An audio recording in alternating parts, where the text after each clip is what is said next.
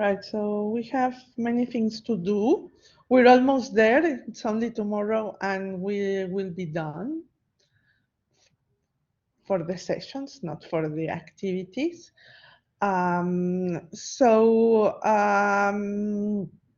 Just an announcement before I really start. I have uploaded a very simple activity that regards the containerization aspect, which is the 25 points. I'm proposing it for the 10th because the final work will be a very simple thing to do, okay? So it will be well, that's something that I want to ask you. What would you prefer for the final work? Have an exercise similar to the ones that we have been doing during the semester, or the 13th and the 13th at the time when the exam has been scheduled. I can open a questionnaire that you can answer during that day. And a questionnaire, it's a questionnaire about the topics that we have addressed in the course. So what is your opinion about this?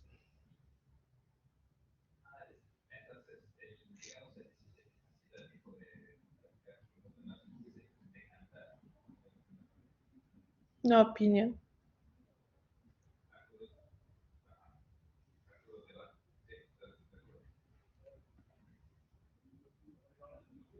So I'm going to do a little stop in the so that I can see the chat, and then I come back to my screen.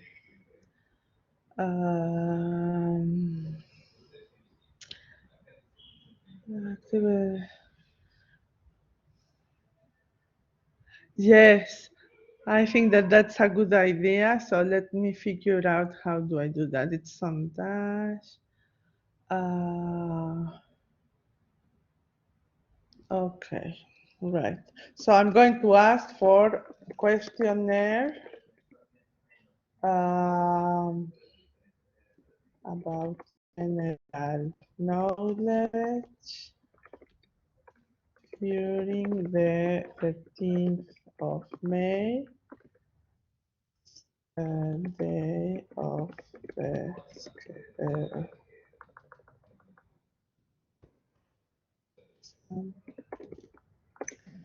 in schedule. Right. And you have it wrong. And now,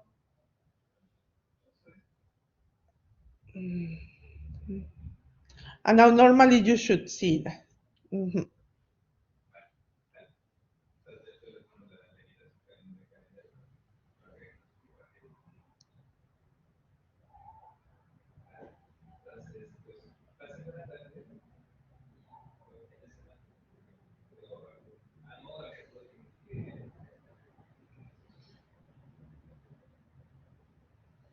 Answer the questionnaire so that we can decide.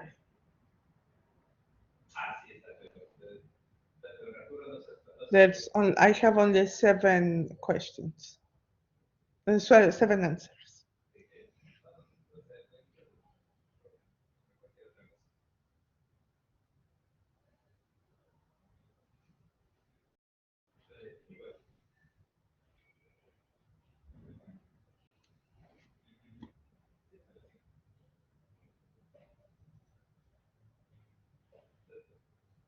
There are just 3 people missing because I'm connected twice.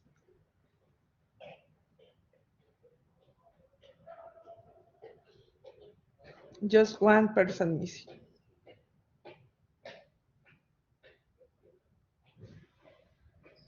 Who's missing? Come on. Right. We have 7.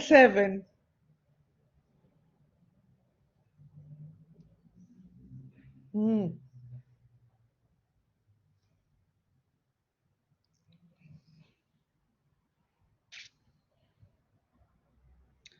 Uh,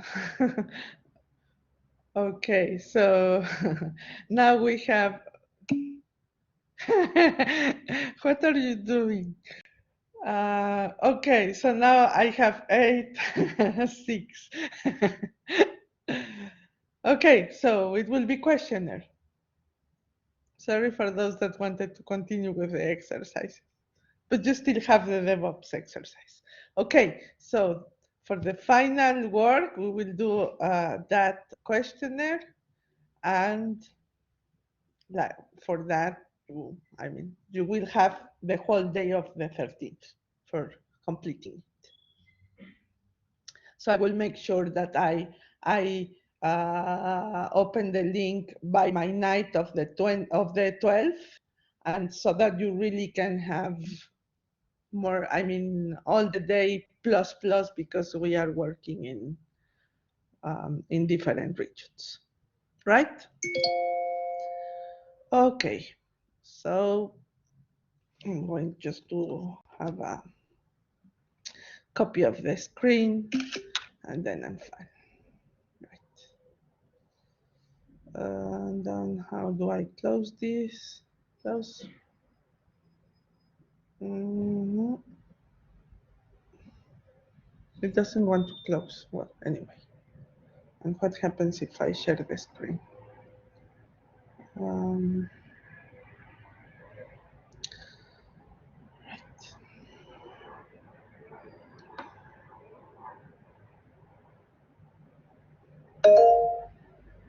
Yes, please, Mauricio. Yes, teacher. And the questionnaire, what is going to be about? About knowledge. Okay, so I mean, of course, about not historical knowledge. It will be about right, about everything that we have done. Uh, have you had the opportunity to do the GRE exam for entering university in the States?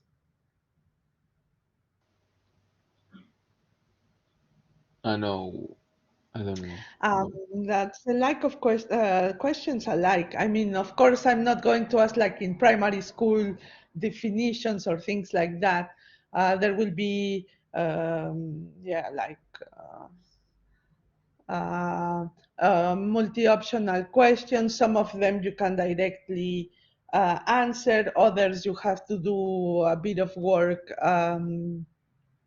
On your own, and then in order to be able to answer that, and if I need to see the reasoning of what you did, then I will ask to upload a PDF with or an image of what you have done, things like that. But of course you have access to the internet, to the your notes, to the slides, to the anything you want, because I mean, I'm not going to control that. I mean, what you do. But yeah, that kind of questions. I mean, it's like it's like the kind of questions I normally ask in the exercises. A little bit crazy questions, but they are related, of course, to the content. But that I mean that you can develop on your own and answer them. And I will use essentially multi-optional questions, because in that way Google Forms will compute the result, and I mean I will not have to do anything else but directly use the option. I mean the statistical option.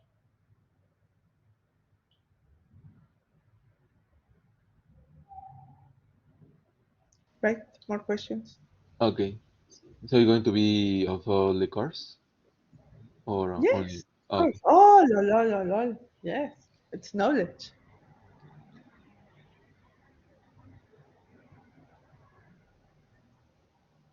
but not of all okay, computing science.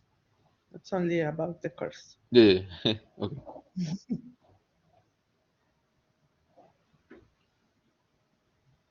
Thank you, teacher. Right? Okay. So let's start because we have a lot of things to do and few time. Okay, so motivation. Meta is developing a massive new language on AI, and it will be open.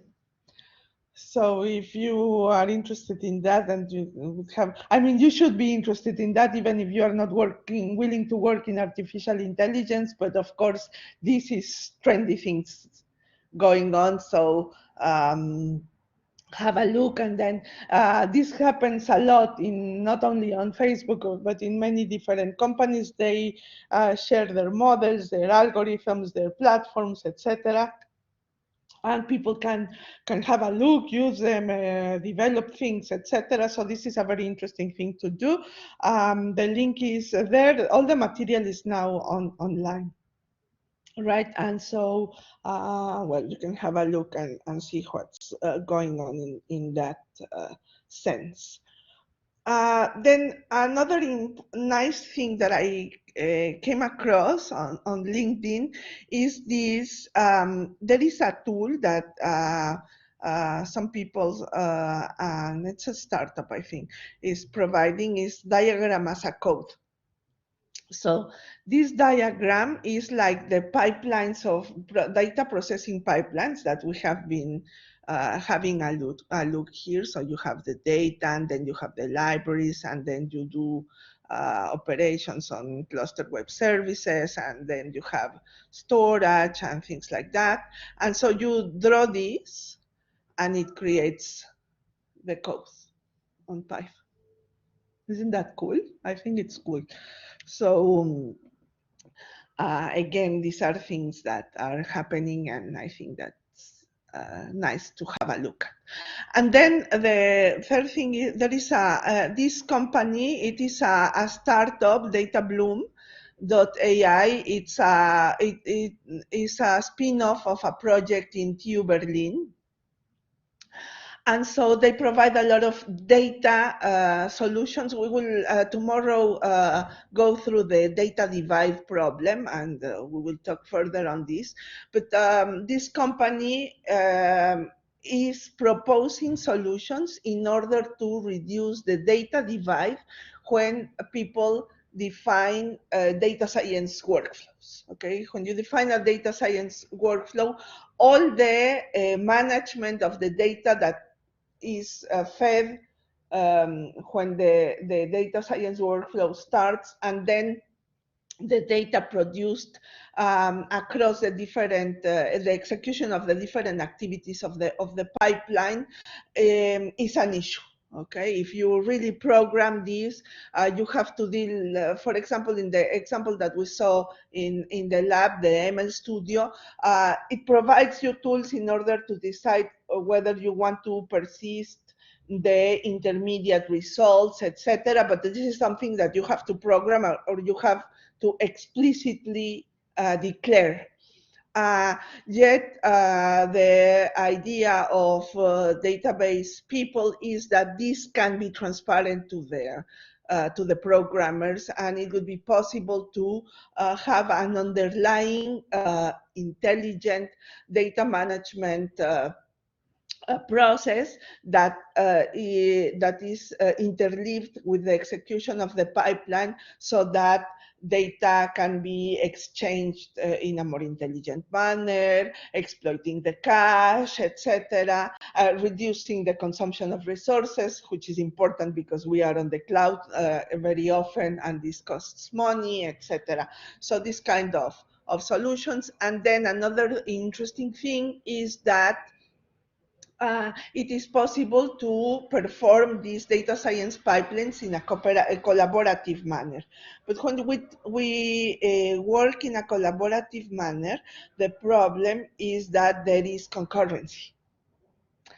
And so the question is, how do we deal with this concurrency while we are designing, executing, or assessing our data science pipelines? And so this is a very interesting open problem. And so they are trying to provide solutions in this spirit. And well, this is the interface of DataBloom AI. As you can see, it looks very much similar to what we saw in the ML Studio, because many people and many companies are trying to provide final user interfaces, graphic interfaces, where you can play with the modules, etc., design, evaluate, assess your pipelines in a less painful manner than having a notebook, which is also not that difficult, but there you have code, right? Instead of this is graphical, and you can move and exchange the order of the activities, etc., in a much more friendly manner, because the management of the data science pipeline itself is already painful. So there is no point of having painful over painful. And so these are interesting solutions. Of course, we are computing systems engineers. We will always have the painful side, but this is something that we like. This is why we work on this discipline. But well, the others tend not to like coding, etc. So there is possibility to have this solution. So DataBloom.ai is in TU Berlin. There are open positions for people either in the startup or in the transfer section between TU Berlin and the startup. There are master and PhD positions, and also postdocs, etc. So they are moving very fast. And there is a very well-known Mexican scientist who is working there. So sometimes when there are Mexican people there, you can have like, hey, I'm another Mexican willing to collaborate. Anyway, so his name is Jorge Quiane, and he's working there. Okay, and then the third spot is about another possibility that for a professional career, which is a much more in the interface between computing science, data science, and other disciplines. Okay, so it's a transdisciplinary possibility. And so the Barcelona Supercomputing Center has a very nice project. It's art. So the idea is that I don't know if you know this, I don't know the word in English, el patrono of Barcelona is Saint George, the one that killed the dragon.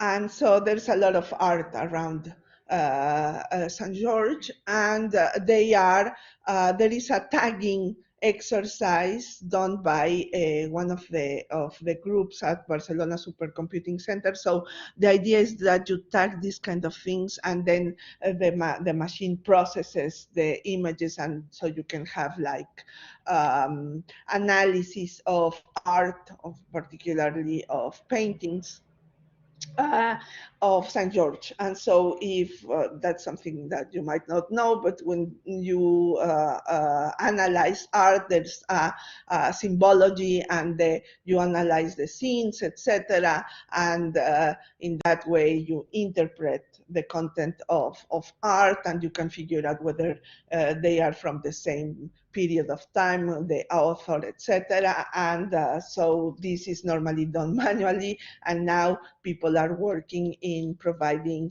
data science solutions in order to semi-automatize this process. And so the BSc group on artificial intelligence is working on that. And so the page is there, so you can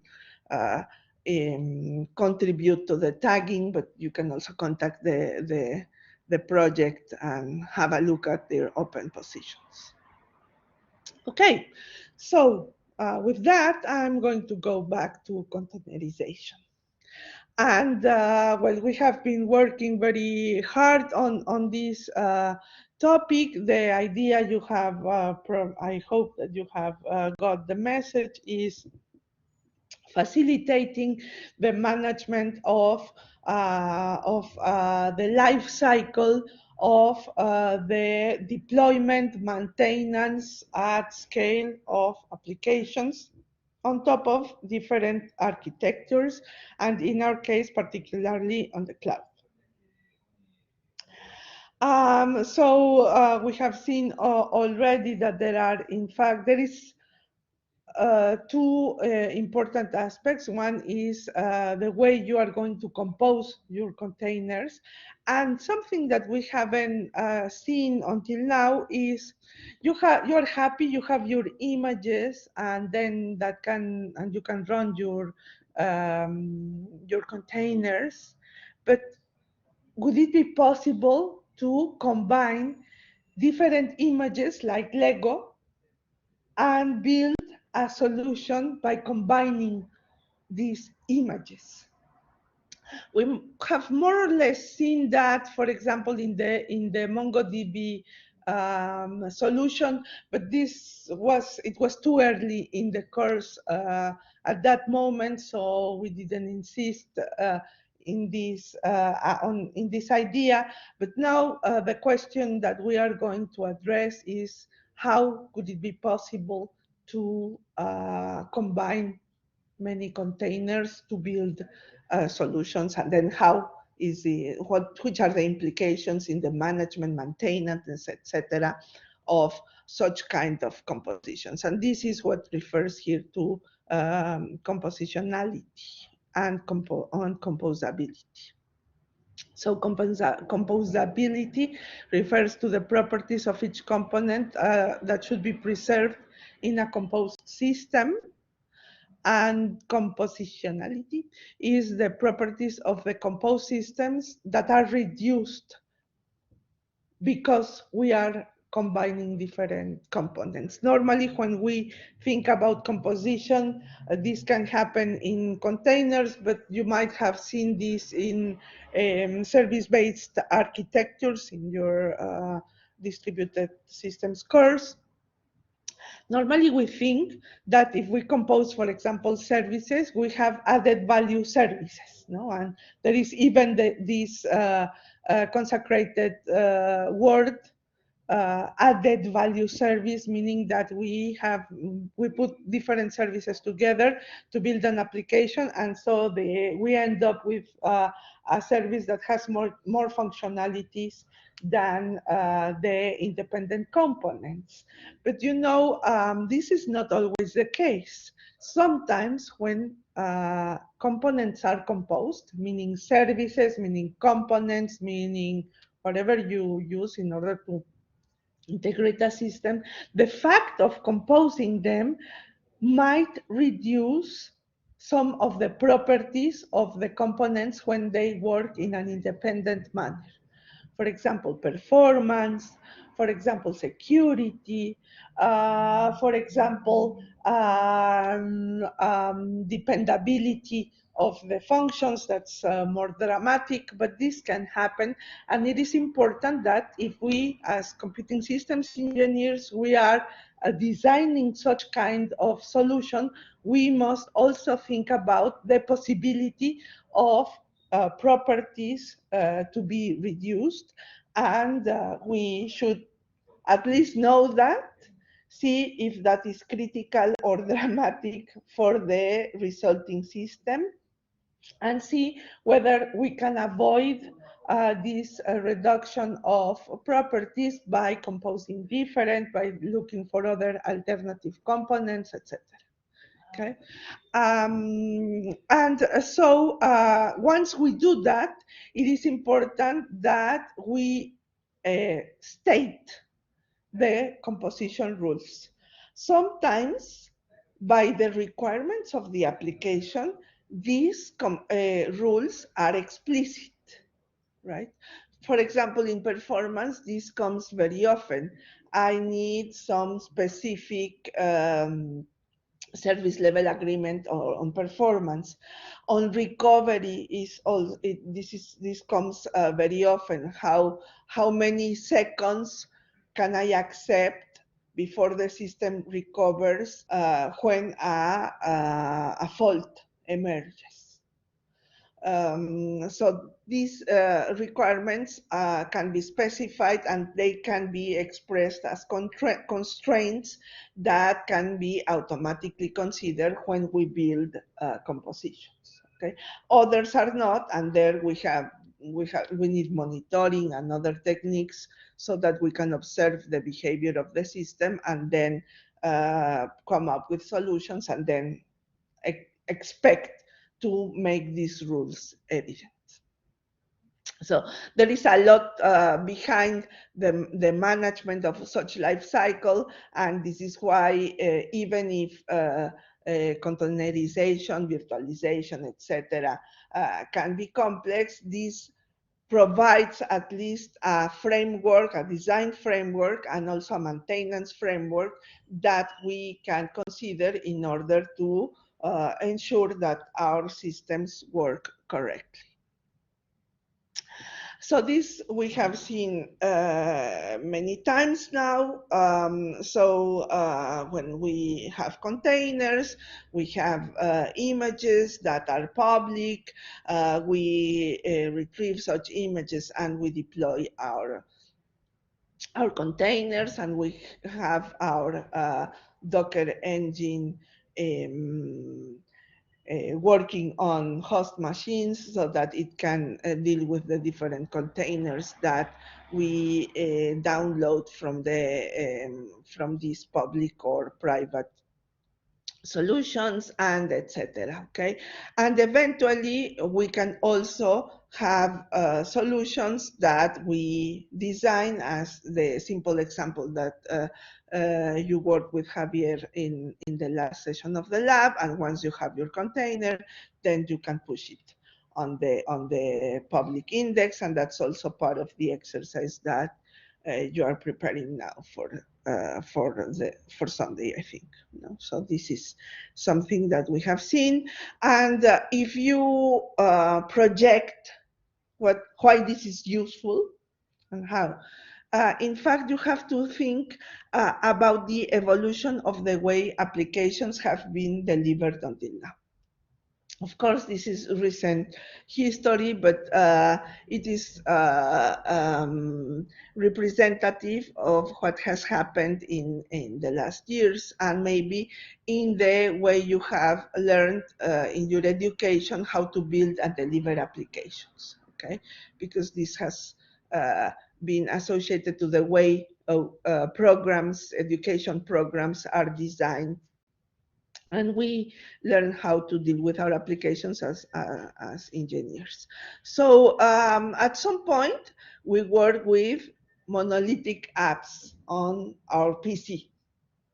Okay, so we learn how to do them, and when we have more or less stabilized education, we know that, for example, if we are talking about web applications, well, there's the web, we have our application, and then we often use a storage solution in order to deal with the data managed by the application, and this run either in one server or in different servers when we deploy these three elements on different machines.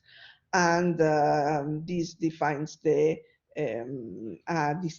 three-tier normally or multi-tier solution of our design, of our application.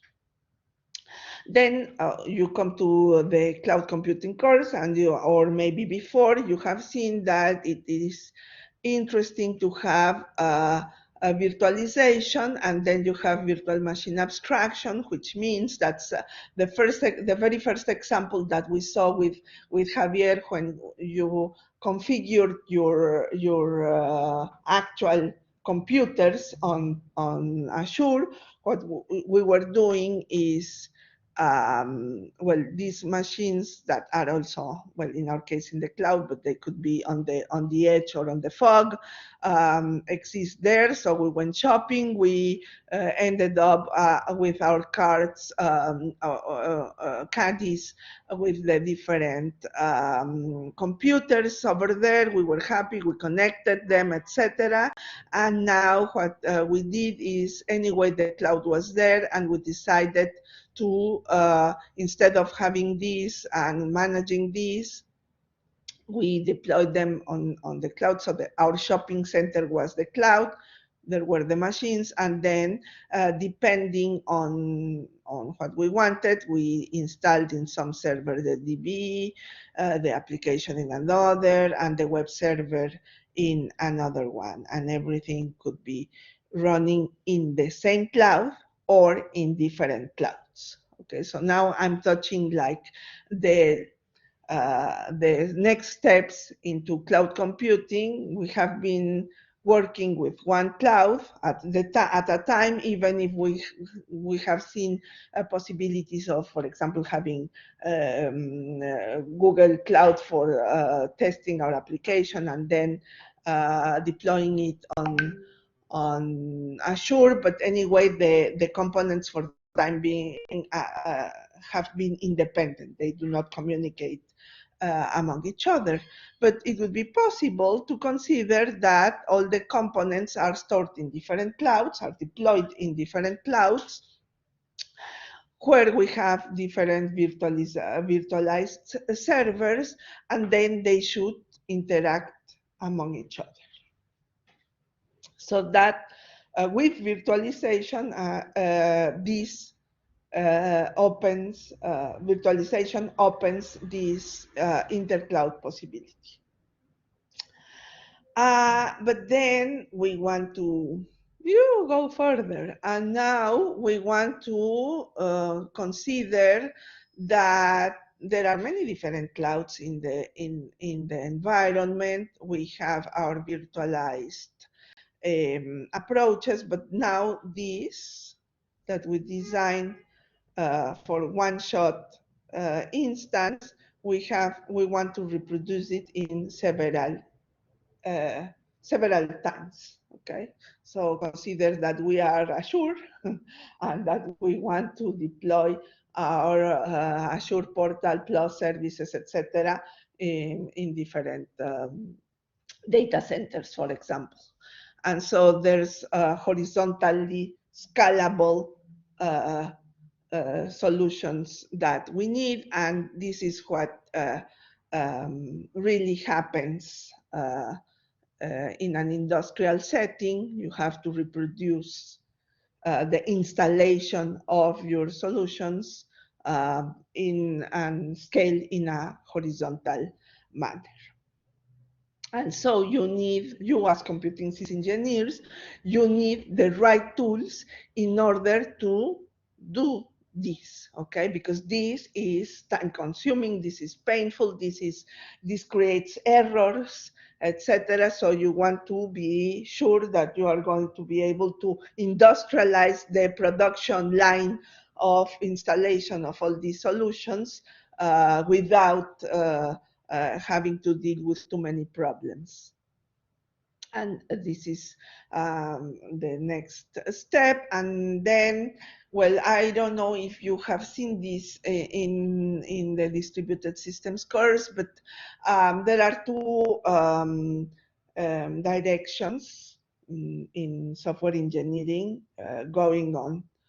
First direction is that a very important milestone in the construction of distributed applications was the use of services, okay, being web services or other type of services, but this notion of box with an API that you compose with other boxes in order to build your application has been an important milestone, okay?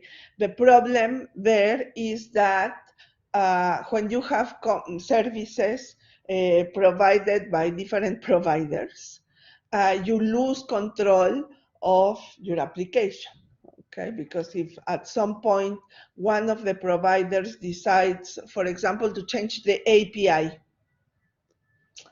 then you have problems because the program that connects to these different components will have to be updated.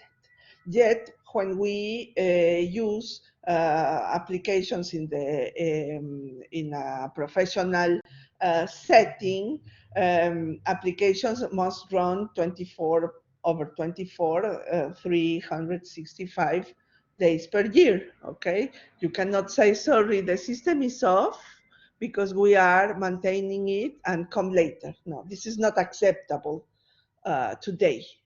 Okay, systems must be there running all the time, never stop, even if behind they evolve. And so in order to ensure this service level agreement with components of your application or of your system that can evolve and for which you do not have control, well, there you have a challenge. Okay, so people started to think whether it was not possible to have an intermediate solution of this, and but without losing too much control. And the second milestone that appeared some years ago, now it has been consolidated in many different tools and methodologies, etc., is the notion of microservice. Okay, so microservices are little components that are self-contained, but that can be provided as containers. And then you are going to compose them in order to build your application. But these components you download, okay, you have full control on them. And so your resulting composition is uh, easier to maintain and easier also to run with less performance pitfalls, because the containers that build your application are highly coupled. Okay. And so this would be this, where you build your components, your little microservices, you containerize them, then they are shipped in specific solutions, and then they are run and maintained, etc., thanks to the tools managing the containers. And so you have a nice environment that you can maintain, etc. So many use cases that you can imagine can be built out of this. Here are the 8 Docker use cases. This comes from Docker.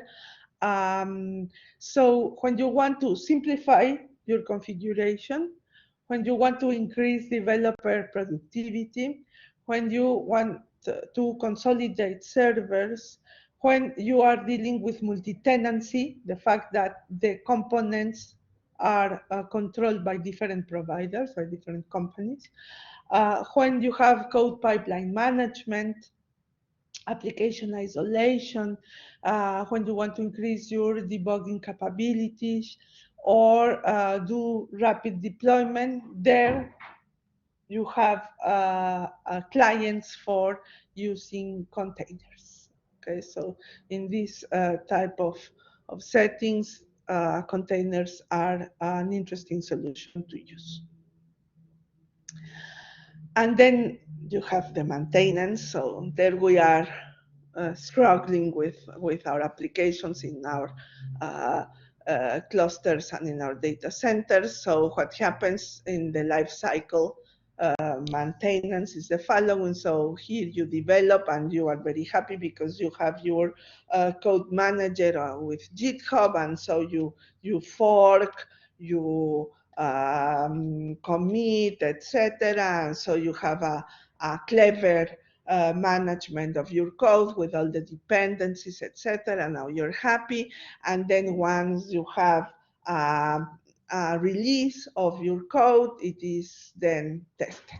No? So you have your testing solution, and you have the results of your tests that are given to a programmer, and then here you have a cycle, no?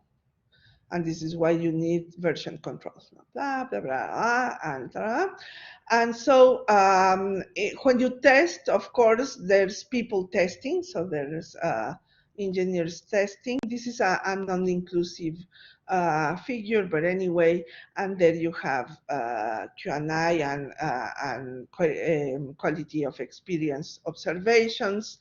And you can, of course, test your code on different target architectures, right? And so these are, and then at some point you come to staging and production. And now you have the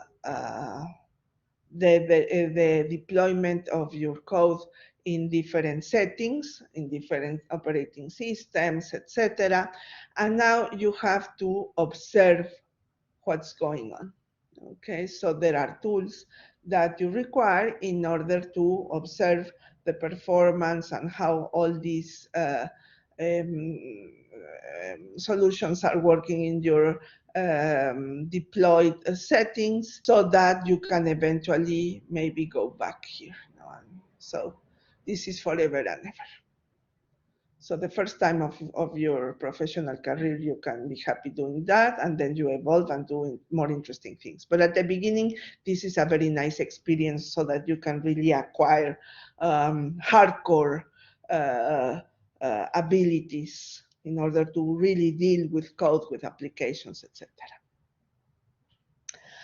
And so with the containerization, this life cycle can be interesting, because then you have your application teams, people are working together and collaboratively producing containers, etc. Well, images, of course, and so they're here, and at some point they are deployed on, for example, here we have Amazon, and so you have your applications, and then this is very interesting because you can imagine deploying on different target clouds, and this is portable, etc. So there you have a lot of ease in order to deliver the applications in different settings. And this is why containerization is an interesting solution to consider. And of course, after your studies, you will go and have a look at more containerization abilities, so that you can have a hardcore profile and access to interesting positions. Now, just a word on the hats that different people have in all these settings. Well, of course, here you have programmers and programming teams. These are developers, and they're happy building and producing code. At some point, they have to ship their solutions, and this should be done, of course, securely and in a collaborative manner, and so they deliver this. And then there is IT operations that are responsible of deploying the solutions on different architectures, and then monitoring the deployment, the management, and the scaling of the code produced here. So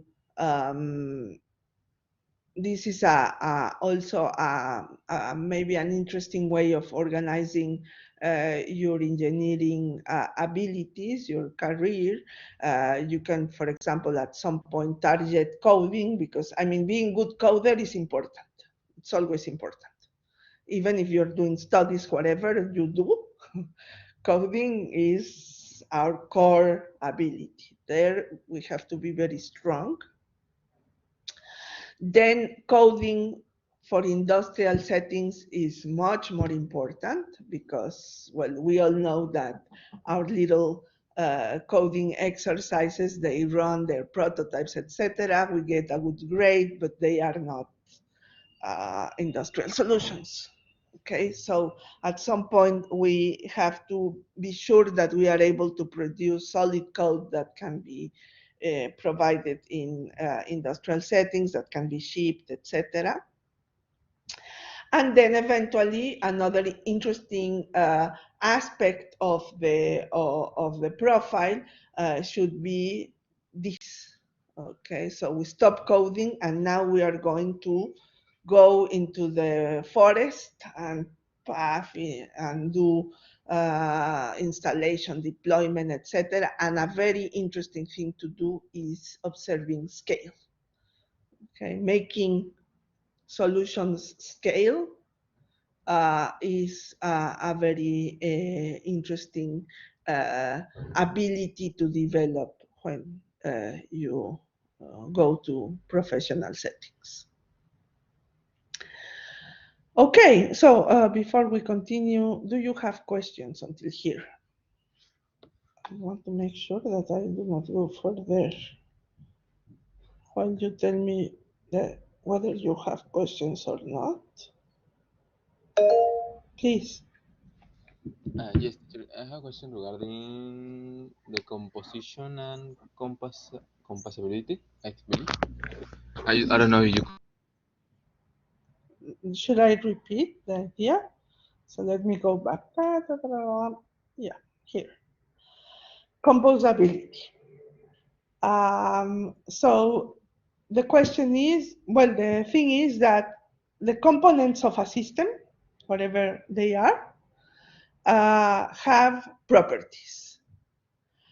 And you have to make sure, you have to determine to which extent these properties are maintained when the component is composed with other components to build a system. Do these properties degrade or not due to decomposition? So that's composability. To which extent a component will preserve its properties despite the fact that it is integrated with other components within a system. Okay. Right? And then compositionality is determine the properties of the composed system deduced by the properties of the different components.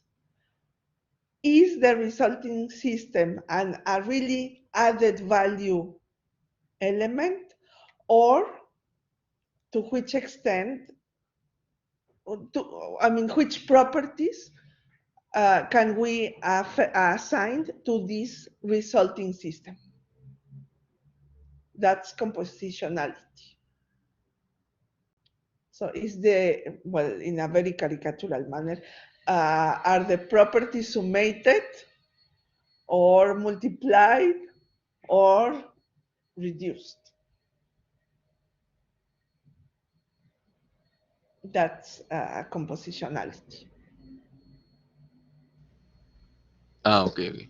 It's like Right? the extra properties, no? Well, the deduced properties from the system of Yes, components. Okay. and you have your different components, they have properties, and now the resulting system, which are the properties of the resulting system, Okay. according to the needs, right? Yep. Thank you, teacher. You're welcome. Other questions?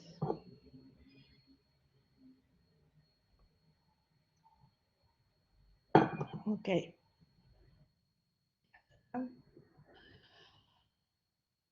Well, if I'm saying that this is a burden, this is an issue, it's not a burden, but it requires energy.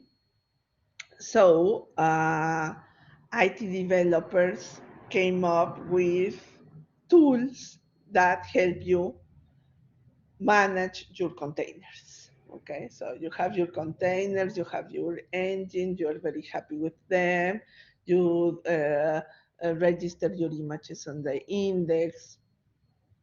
Very nice thing. But now, who is going to manage all this? So there are tools for that. I'm going to talk about a very popular one today, Kubernetes. Well, Kubernetes. Kubernetes is an orchestration system. So as I said, very schematically, you have your images and you have containers, different containers, and now you want to combine them in order to, you want to orchestrate them in order to build a solution. Instead of doing this manually, you have solutions like Kubernetes, and they provide tools so that you can manage this.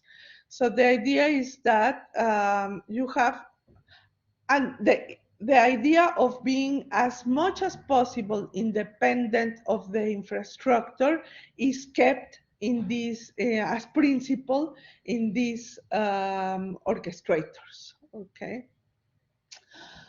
Because if we are general, despite the evolution of the machines, our solutions will work.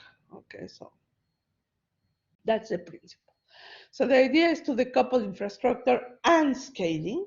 Okay. What it really provides, I mean, the core of the solution in order to orchestrate all the elements is a load balancer. Okay, so you will have your containers there working on a target infrastructure. And of course, one thing that you have, I mean, the underlying infrastructure has to do is allocate resources. So all the time, I mean, I think that along all these curves, what I have been talking about is resources and resources allocation. Okay, because that is where the core of the challenge is when we talk about cloud settings or clusters, etc. Okay, so we need load balancers that can allocate resources in the best manner possible, so that the containers, in this case, are orchestrated and that our solutions work correctly on some architecture, in some setting. Another important thing, since we are talking about industrial setting and scaling is an issue, the idea is to ensure that the set of containers that compose our systems can scale up or scale down dynamically. And here, something important has to resonate is the notion of elasticity in cloud architectures. Okay, so this tool, in fact, this kind of tools came up because of the existence of data centers that were then composed in order to build cloud solutions. Okay, one of the important and characteristics of the cloud is elasticity. The fact of dynamically scaling up and down is the property of the cloud. Okay, this is what changes, for example, between using a cluster nude without grabbed into a cloud solution and using a cloud solution. Okay, so scale up dynamically, enable self-healing, because, well, we are talking about scale. I mean, a lot of servers, a lot of storage, etc. Now, who's going to make sure that all these huge Frankenstein works? Okay, so it should be a self-healing system. And also the idea of, okay, now we have already grabbed applications that are correctly built, but now you want either to upgrade your applications or roll back what you have done. Okay, so the idea is that to provide tools in order to do this in a seamless manner. Okay.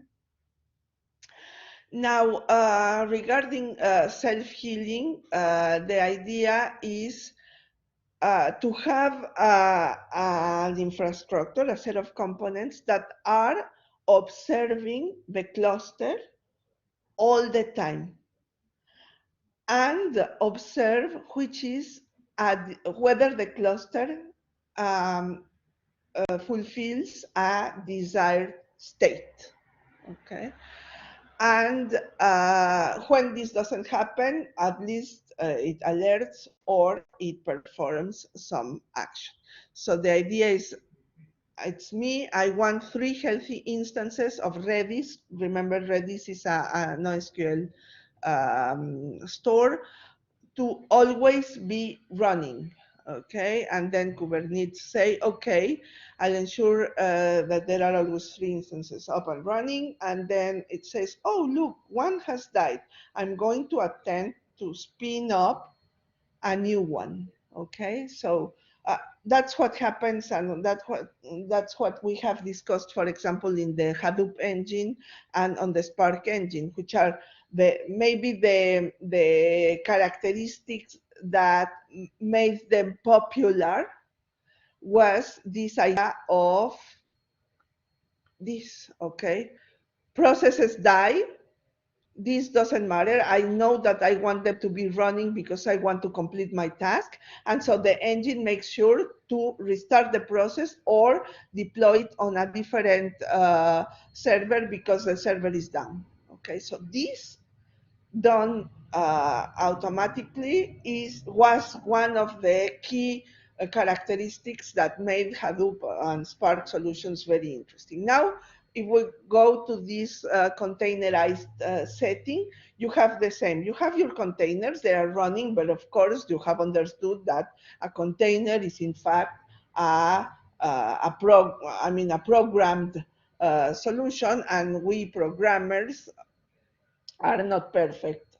Our solutions have sometimes bugs, and if you didn't see the bug or whatever, so now you need someone, a system that is observing this and makes sure that you have, for example, your stores or whatever, your components running all the time. Okay, according to what? According to a service level agreement that you would associate to your results. So if we see in this very simple example, the service level agreement that we are asking for is, for example, that we have 3 instances of the store running all the time. So the guarantee that we are asking and that our solution must promise is this. And so now we need to make sure that this agreement will be true along the lifetime of our solution. And so we have this Kubernetes making sure that this is true. Okay. So this comes back to the question of Mauricio. So what is the properties? This is a property. And now we are reinforcing this property.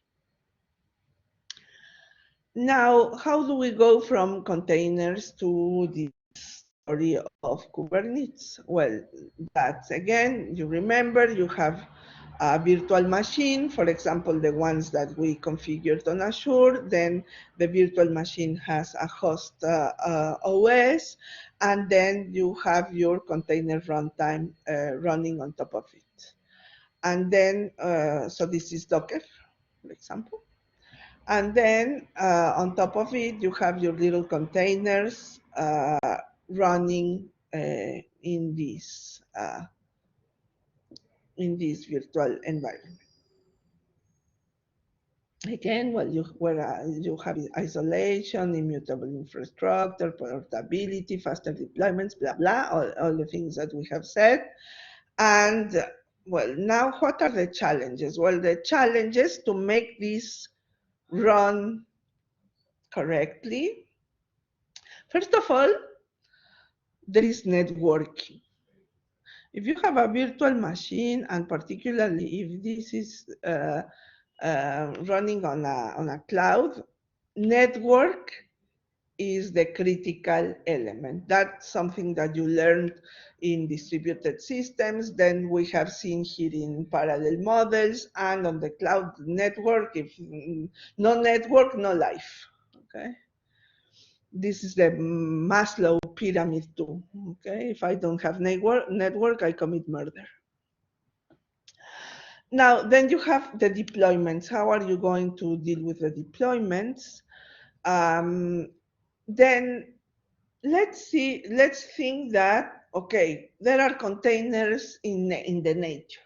How am I going to know that these containers are there and that I do not have to implement a solution, but someone has already implemented a solution that I can use?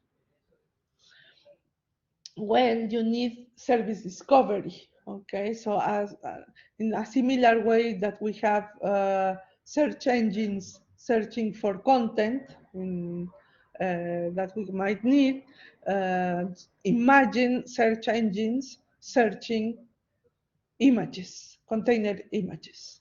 Okay, so that we can see if we need to really program something or we can use something that has already been programmed and shared.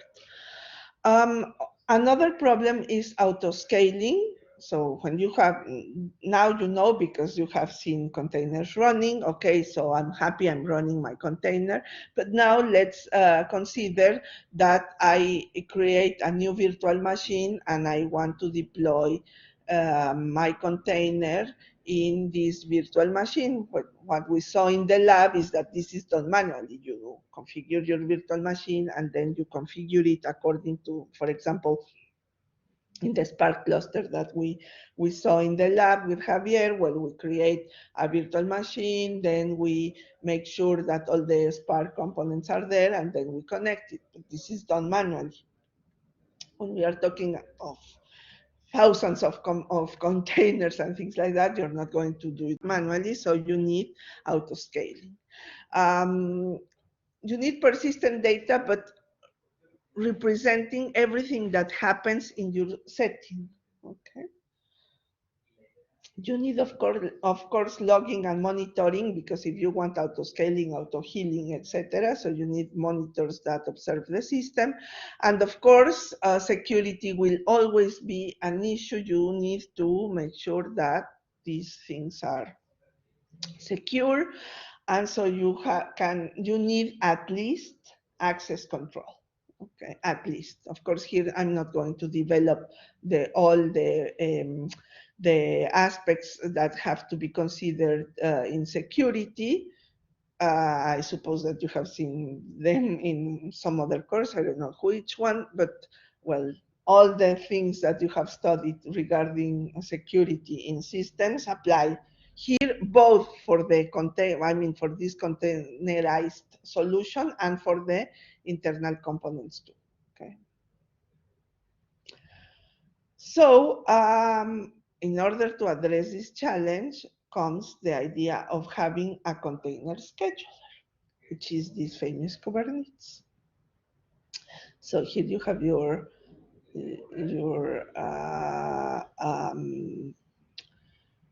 Dockers, or you can have Apache Mesos, which is more or less the same. Well, and then you have this Kubernetes. Apache Mesos is similar to Kubernetes, okay? So you will have this orchestration of cluster containers that will work across multiple hosts. Okay, so you have many of these. Here another, and here another, and now you're going to orchestrate all this work. Why? Because you want to do automatic placements. You want to have different networking of these elements. You need to perform deployments. You need to care about scaling. You need to do rollout on rollback operations and A/B testing. Okay. You remember that A/B testing is that you create a system and an alternative system, and you let some users use the original one and others the new one, and you compare how new users feel with respect to your system, and if they feel they vote that this new setting is fine and it runs and you do not have problems, etc., you debug, then you migrate to the new one. Okay, and otherwise you roll back your new version and you go back to the initial one.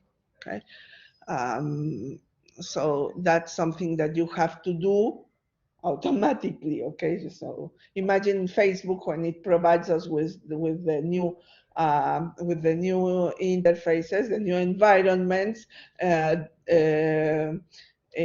rolling back manually the millions of users of the B test. No, not possible. Okay.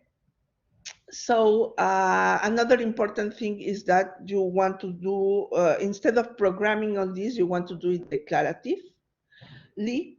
And this is something that these scheduler containers will ensure. And then the idea is also to deal with workloads. Okay, now you are happy, you have your containers running, you have your Kubernetes who is observing how things are going on. It is making sure that your system works well with respect to your specifications. But now, at some moment, there is workload increasing in some of your nodes. So what happens? How are you going to face this increase of workload? Well, if you are working on the cloud will provide you with new resources.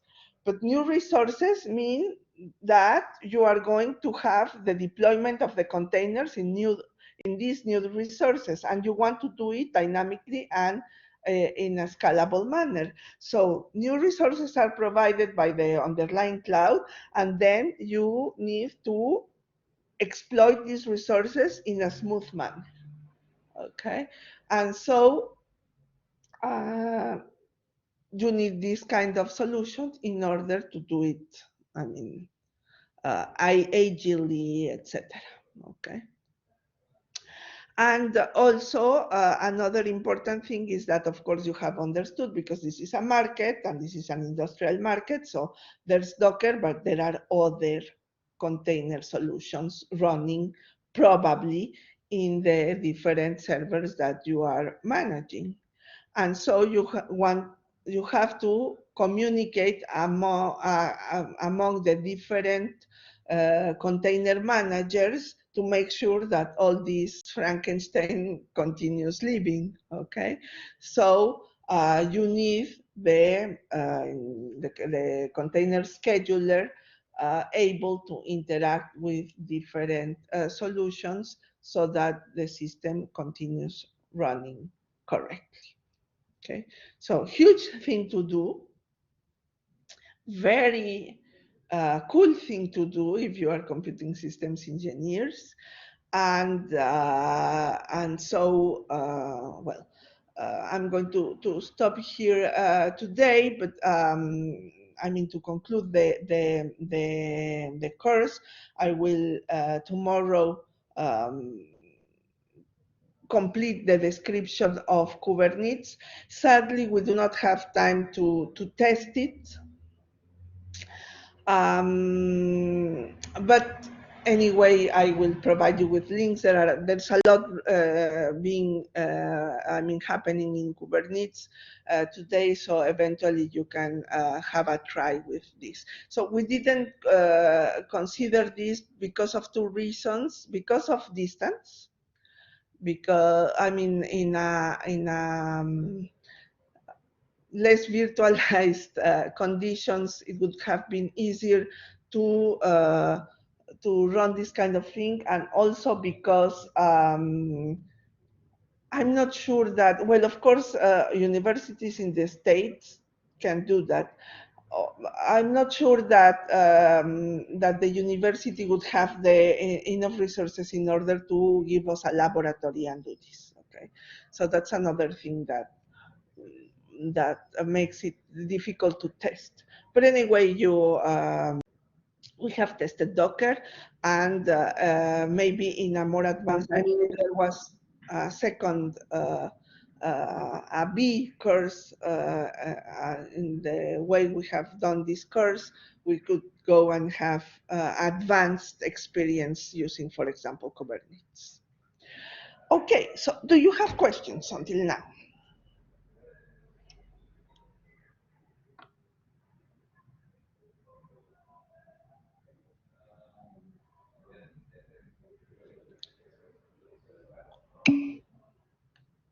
Okay, so if there are no questions, I will meet you tomorrow.